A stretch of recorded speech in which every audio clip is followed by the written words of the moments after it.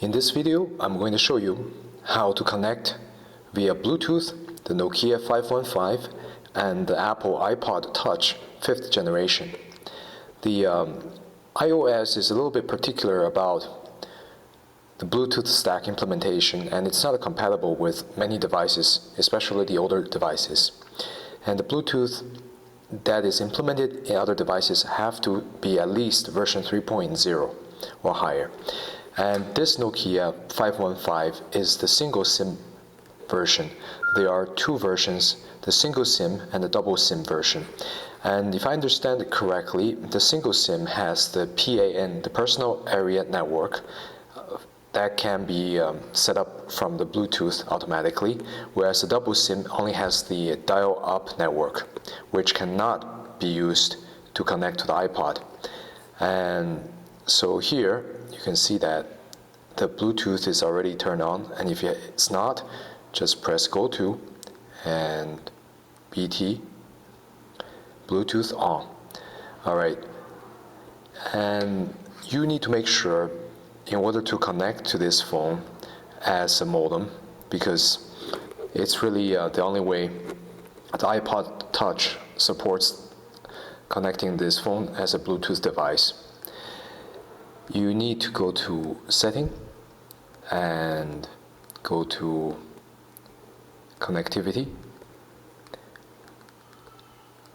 Mobile Data, Access Point, and make sure that you do have an active access point set up, because the iPod only can use this as a modem or access point. And this Nokia 515 supports 3.5G data, so it can go pretty fast. Now on the iPod, you just have to go to Setting, and from here you can see Bluetooth is on, and these are the devices it shows, and click on Nokia 515 and wait for it to connect, and it will say connected if it's connected properly. And you can see this icon here, it's like two little rings linked to each other. That means the iPod is now connected. So now go back to Setting and turn off your Wi-Fi if you have it on to test your internet connection. So now it's off, and for example I will open Safari.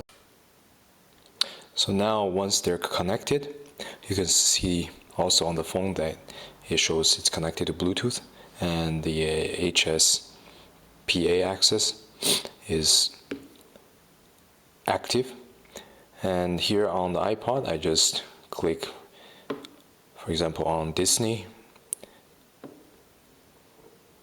and load it in Safari, and it will try to access the internet through the Nokia phone. So now you have a connection tethered between the iPod Touch and the Nokia 515. And of course the speed depends on the connection and the signal.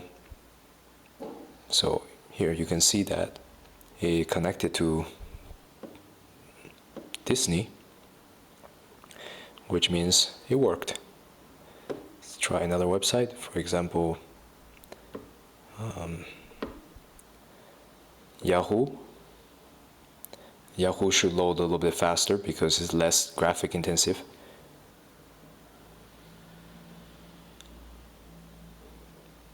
So here is Yahoo. And you can also use other applications like Skype, WhatsApp, WeChat. There's really no limit of what you can connect through the phone. And you can also connect to the phone using your computer. And it's a good way to connect your Wi-Fi only iPod Touch, your iPad Mini, iPad. And if you're like me, who prefers a regular feature phone, with some smart features like this Nokia 515, and it's a good combination to have.